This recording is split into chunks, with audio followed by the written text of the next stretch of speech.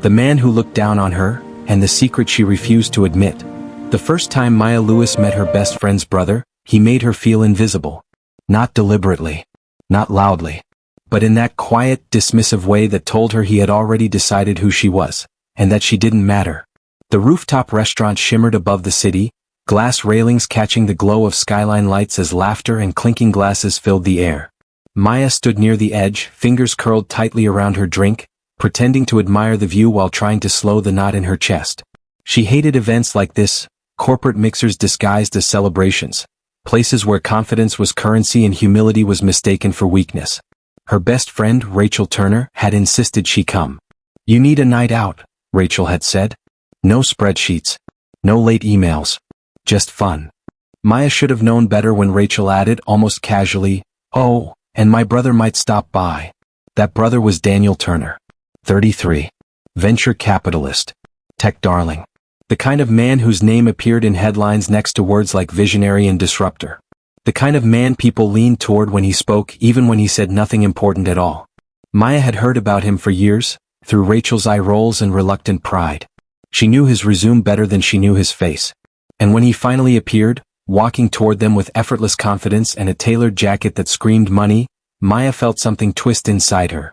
Rachel waved. "Daniel. Over here." He smiled, polite and practiced, then stopped in front of Maya. "Maya, this is my brother," Rachel said brightly. "Daniel, this is my best friend, the one I'm always telling you about." Daniel glanced at Maya. Just a glance. His eyes flicked from her face to her simple dress, to the scuffed heels she'd worn because they were comfortable, then back up again. The assessment took less than 2 seconds. "Nice to meet you," he said, already half-turned toward the skyline. Maya forced a smile and shook his hand. His grip was brief, distant. Rachel frowned slightly but brushed it off. Maya works in operations at a non-profit downtown. Basically keeps the whole place from falling apart. Daniel hummed, unimpressed. "That's so." Maya nodded. "Something like that." "Must be rewarding," he said, the word sounding suspiciously like small. Something burned behind her ribs. Rachel excused herself to grab drinks, leaving Maya alone with him, and the silence that followed was thick with judgment. Daniel leaned against the railing, phone already in hand, scrolling as if Maya were background noise. "So," he said without looking up, "how long have you been doing that?" "Doing what?" "Non-profit work," he clarified. "Before you decide to do something bigger." Maya felt heat rise to her cheeks, but her voice stayed calm. "I didn't realize helping people needed an upgrade." He looked up then, surprised. Amused. "Didn't mean it like that," he said smoothly. "Just seems limiting." "No offense." "None taken," she lied. Rachel returned with drinks, oblivious to the tension now humming between them. "Okay. Toast time. To surviving another quarter." Daniel raised his glass. "To ambition." Maya raised hers last. "To purpose." His eyes flicked to her again, this time sharper, but the moment passed. Throughout the night, Maya noticed the pattern. Daniel dominated conversations. People laughed too hard at his jokes. When Maya spoke, he interrupted. When she disagreed, he smirked. Not cruelly. Just enough to remind her she wasn't on his level. And yet, annoyingly, she couldn't stop noticing him. The way his voice softened when Rachel talked about childhood memories. The way his confidence cracked for just a second when someone challenged him intelligently. The exhaustion hidden behind his charm. She hated herself for it. By the time the night ended, Maya was emotionally drained. As she hugged Rachel goodbye, Daniel stood a few steps away, already on a call. "Good meeting you," he said absently. "Likewise," she replied, knowing it wasn't true. As she walked away, Maya told herself one thing very clearly. He thinks I'm insignificant. And I will never give him the satisfaction of knowing how much he gets under my skin. What she didn't admit, even to herself, was that beneath the irritation, beneath the resentment, something dangerous was growing. Because Daniel Turner hadn't just annoyed her. He'd awakened something she'd spent years hiding. They underestimated her, and pushed her too far. Maya told herself the irritation would fade. That Daniel Turner would return to being nothing more than her best friend's brother. A distant presence who floated in and out of Rachel's life like an expensive accessory. She buried herself in work, in deadlines, in the quiet satisfaction of solving problems no one else noticed until they were already disasters. That was her strength. She didn't need applause. She didn't need recognition. She needed results. And results were something Maya Lewis delivered every single day. What she didn't expect was how quickly Daniel would become unavoidable. He started showing up everywhere. Group dinners, birthday gatherings, weekend brunches Rachel insisted on hosting. Every time Maya tried to skip, Rachel pulled the same card. "Please," she begged. "You're my anchor. I need you there." So Maya went. And every time, Daniel found a way to remind her exactly where he thought she belonged. At brunch one Sunday, as plates clattered and sunlight poured through the cafe windows, Daniel leaned back in his chair, hands folded behind his head. "So," he said, glancing at Maya over his sunglasses, "Rachel tells me your nonprofit is struggling with funding." Maya paused mid-bite. "Most nonprofits do. Have you considered pivoting?" he continued. "Scaling down your mission to attract donors? Investors like clarity, not sentiment." Rachel frowned. "Daniel, it's fine," Maya said calmly. "Our mission isn't designed for investors. It's designed for people." Daniel smiled thinly. "That's admirable. But ideals don't pay salaries." Something sharp twisted in Maya's chest. She looked at him evenly. "Neither does arrogance." The table went quiet. Rachel kicked her brother under the table. "Can we not do this?" Daniel laughed it off. "Relax. Just having a conversation." But Maya knew better. He wasn't curious. He was dismissive. And worse, he didn't even realize it. Later that week, Maya's world cracked open. The nonprofit she worked for, quiet, underfunded, overlooked, was suddenly in crisis. A major grant fell through without warning. Payroll was at risk. Programs that supported hundreds of families were days away from shutting down. Maya stayed late every night, sleeping in her office chair, rewriting proposals, negotiating emergency funding, holding together a team that was terrified and exhausted. She didn't tell Rachel. She didn't tell anyone. Because Maya had learned long ago that when you came from nothing, failure wasn't an option. It was a luxury you couldn't afford. The breaking point came on a Friday evening. Rachel called her, voice tight with urgency. "You need to come over. Now." Maya almost refused. She had budgets open. Emails unanswered. But something in Rachel's tone made her grab her keys. Daniel was there when she arrived. Standing in Rachel's living room. Jacket off. Sleeves rolled up. Looking serious. "We need to talk," Rachel said. Maya's heart sank. "What's wrong?" Rachel crossed her arms. "I heard from a mutual friend that your nonprofit might shut down." Maya inhaled sharply. "Who told you that?" Daniel stepped forward. "I did some digging." She stared at him. "You what?" "Relax," he said. "I was curious. Turns out curiosity pays. Your funding pipeline is thin. Your operational model is fragile. Frankly..." "Stop," Maya snapped. The room went still. "I didn't ask for your analysis," she said quietly. "And I definitely didn't ask for your pity." Daniel raised an eyebrow. "Pity? I'm offering help." Rachel looked between them. "Help how?" Daniel turned to Maya. "I can introduce you to donors. Real ones. People who write checks with commas. But you'll need to adjust your messaging. Less emotion. More scalability." Maya laughed, once sharp and bitter. "So you want to save us by turning us into something we're not?" "I want to save you from failing," he said, his tone hardening. There it was. That word.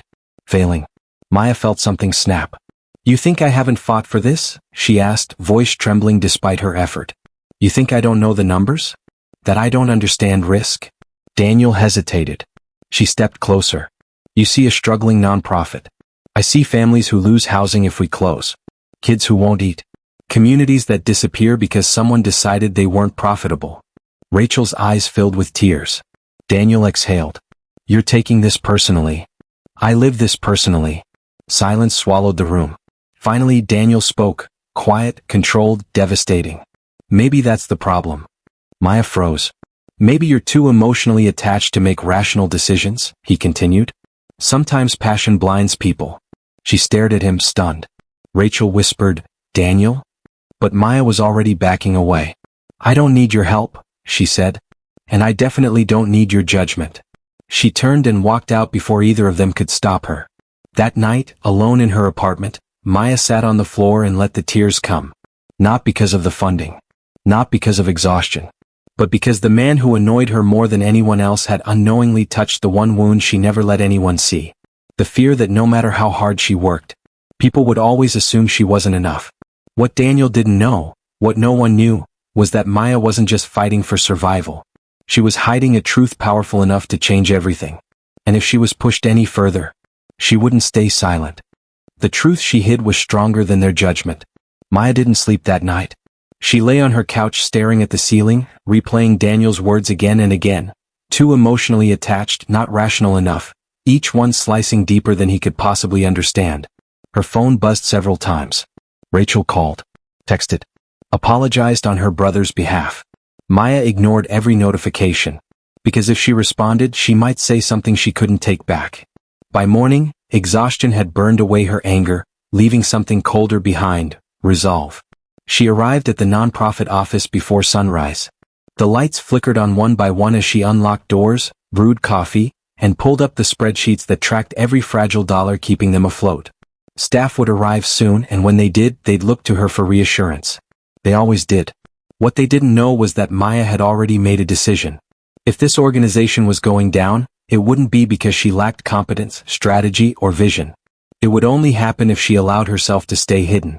And she was done hiding. Maya opened a folder on her laptop that she hadn't touched in years. Inside were documents, contracts, and bank statements under a different name. One she'd buried after learning how quickly respect disappeared once people knew the truth. Her real truth. The first time she'd hidden it, she'd been 22. Fresh out of college. Newly hired. Full of hope. She'd mentioned it casually once, thinking transparency would build trust. Instead, the room had changed. People had treated her differently after that. Assumed she didn't need the job. That she wasn't serious. That she didn't understand struggle. So she'd learned. Silence was safer. Now, that silence was costing people everything. By noon, Maya had called an emergency board meeting. Rachel showed up unannounced, eyes red, guilt etched into her face. "I'm sorry," she said quietly. "I didn't know Daniel would." "It's not about him," Maya said. "It's about what comes next." The board members filled the conference room with polite smiles and worried eyes. They were good people but cautious, conservative, afraid of bold moves. Maya stood at the front of the room, palms steady despite her racing heart. "I know you're all aware of our financial situation," she began. "And I know you're scared." A few heads nodded. "I'm scared too," she admitted. "But I also know something none of you do." She took a breath. "There is funding available to us. Enough to stabilize operations, expand outreach, and secure long-term sustainability." Murmurs rippled through the room. One board member frowned. "Why hasn't this been pursued before?" Maya met his gaze. "Because it requires someone stepping forward publicly. And I wasn't ready." Rachel stiffened beside her. Maya continued, voice stronger now. "I've spent years working behind the scenes because I believed the mission mattered more than who funded it. I still believe that. But the truth is, connections matter. And I have them." Another board member leaned forward. "From where?" Maya paused. This was it. "I come from a family that built wealth quietly," she said. "Not flashy. Not public. My parents worked themselves to the bone so I could live a life where I chose purpose over profit." The room went silent. "What most people don't know," she continued, "is that I'm a majority stakeholder in a private philanthropic fund that supports grassroots initiatives nationwide." Rachel's breath caught audibly. Maya looked at her best friend, eyes steady. "I never told you because I didn't want it to define our friendship." Rachel shook her head slowly, stunned. "I didn't want people to assume I was here because of money," Maya added. "I wanted my work to speak for itself." The board chair cleared his throat. "Are you saying?" "Yes," Maya said simply. "I can personally guarantee emergency funding. And I can open doors to donors who share our values, without compromising our mission." The meeting ended with relief, disbelief, and something close to awe. By the time Maya returned to her office, her phone was buzzing non-stop. Rachel. Daniel. Missed calls stacked like unanswered questions. She answered Rachel's call first. "Maya," Rachel whispered, voice shaking. "Why didn't you tell me?" "Because I wanted you to see me," Maya replied. "Not my resources." Rachel swallowed hard. "Daniel doesn't know, does he?" Maya hesitated. "No." There was a pause. "He needs to," Rachel said softly. Maya looked out the window at the city below. "He will," she said. "Soon enough." Because fate, it seemed, had plans of its own. That evening, Maya attended a fundraising gala she'd avoided for years. A room filled with people who once overlooked her, now greeting her with deference they didn't understand. And standing near the entrance was Daniel Turner. laughing with investors, confident, unaware, until his gaze landed on Maya. And for the first time since they met, he looked uncertain. The moment the room went silent, Daniel didn't recognize the room at first. The gala buzzed with polished laughter and soft music, the kind designed to sound effortless while masking competition.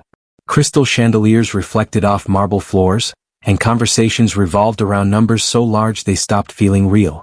This was Daniel's world. A place where confidence was expected and hesitation was weakness. Until he saw Maya. She stood near the center of the room, not trying to draw attention, yet somehow commanding it. She wore a simple, elegant dress, nothing flashy, nothing desperate for approval. But people were gravitating toward her, listening, waiting their turn to speak. Daniel frowned. "That's Maya?" he asked one of the investors beside him. The man smiled. "You know her?" Daniel hesitated. She's a friend of my sister." The investor's eyebrows lifted. "Lucky connection." Daniel laughed awkwardly. "Why's that?" "Because Maya Lewis doesn't attend events like this unless something serious is happening," the man replied. "She's the backbone behind several philanthropic initiatives you probably admire." Daniel felt a faint ripple of unease. Before he could ask more, the host tapped the microphone. "Ladies and gentlemen," she announced, "thank you for being here tonight. We're honored to introduce someone whose work has quietly transformed communities across the country." Daniel straightened, scanning the room. "Maya Lewis." Applause erupted. Daniel froze. Maya stepped forward calmly, the soft light catching her features. There was no nervousness in her posture. No hesitation. Just quiet authority. She spoke without notes. "For years, I believed the best work was done silently," Maya said. "Behind the scenes. Away from recognition." Daniel swallowed. "But silence doesn't protect the people who rely on us," she continued. "And tonight I'm here not as a donor, but as a partner." The room leaned in. Maya outlined the nonprofit's mission with clarity and conviction, weaving statistics with human stories, strategy with compassion. She spoke about sustainability, transparency, accountability. She spoke like someone who understood both numbers and people. Daniel's chest tightened. This wasn't the woman he thought he knew. "This organization," Maya concluded, "will not close. It will grow. And I will personally match every donation pledged tonight." Gasps rippled through the room. The host blinked. "You're matching?" Maya nodded. "Yes." Daniel felt the ground shift beneath him. Applause thundered. People stood. Phones came out. Whispers raced through the crowd. Daniel couldn't move. Because suddenly, every conversation he'd had with her replayed in his mind, every smirk, every subtle dismissal, every assumption he'd made. And for the first time in his life, Daniel Turner felt small. Rachel appeared beside him, arms crossed, eyes fixed on her brother. "You okay?" she asked quietly. He exhaled. "Why didn't you tell me?" Rachel didn't look at him. "Why didn't you listen?" Maya finished her speech and stepped away from the microphone, immediately surrounded by donors and board members. She didn't look in Daniel's direction. That hurt more than if she had. Later, as the crowd thinned, Daniel found her alone near the balcony doors. "Maya," he said softly. She turned. Her expression was calm, guarded, not angry but distant. "I owe you an apology," he said. She waited. "I underestimated you," he admitted. "I judged you based on what I thought mattered." "Yes," she said simply. He swallowed. "You were right. I didn't see you." Maya studied him for a long moment. "No," she said. "You saw what you expected to see." Silence stretched between them. "I didn't tell anyone," she continued, "because I wanted my work to stand on its own. Not my resources. Not my name." Daniel nodded slowly. "I built my life proving people wrong. And somehow, I became the person who did the underestimating." Her eyes softened just slightly. "This isn't about humiliation," Maya said. "It's about awareness." He looked at her, really looked at her for the first time. "I want to make this right," he said. "Not with money. With respect." Maya held his gaze. "We'll see," she replied. And for Daniel Turner, that uncertainty was the most humbling lesson of all. Respect was the only thing she ever wanted. The weeks after the gala felt different. Not louder. Not easier. Just clearer. The nonprofit stabilized almost overnight. Programs reopened. Staff breathed again. Communities that had been on the edge stepped back from it. Maya refused praise the same way she always had, By redirecting attention to the mission, the team, the people who showed up every day without recognition. But something else had changed too. Daniel had changed. He didn't call. He didn't send grand gestures or apologies wrapped in expensive dinners. Instead, he listened. He showed up to volunteer days without cameras or announcements. Sat in folding chairs. Asked questions, and actually waited for answers. When Maya spoke in meetings, he didn't interrupt. When she challenged him, he considered it instead of countering. It wasn't performative. It was intentional. One evening, after a long community outreach event, Maya found him stacking chairs alone. "You don't have to do that," she said. He smiled faintly. "I know. I want to." She studied him, searching for arrogance she no longer found. "Why?" she asked. "Because I spent my life believing respect was something you earned by being impressive," Daniel replied. "Turns out, it starts with being humble." They walked outside together, the city quiet around them. "I didn't need you to save anything," Maya said softly. "I needed you to see me." Daniel stopped. Looked at her fully. "I do now." Time passed. Rachel watched it all unfold with quiet satisfaction. Never pushing, never interfering. She saw the way Daniel learned to pause before speaking. The way Maya relaxed, laughter returning in pieces. She saw two stubborn people finally standing on equal ground. One night, months later, they sat on Maya's balcony, city lights flickering below. "You know," Daniel said, "when I first met you, I thought success looked like control." Maya smiled. "And now?" "Now I think it looks like impact." She met his gaze. "Growth looks good on you." He chuckled. "You're not wrong." Silence settled, comfortable, honest. "I don't expect anything from you," Daniel said carefully. "I just wanted you to know that meeting you changed me." Maya leaned back, considering. "I never wanted revenge," she said. "I wanted dignity." He nodded. "You earned it without ever asking." She reached for his hand, not because she needed validation but because she chose connection. And that made all the difference. Because the greatest karma isn't public humiliation or dramatic downfall. It's transformation. It's learning. It's realizing that the people you once overlooked were never beneath you. You were just too busy looking down to see them.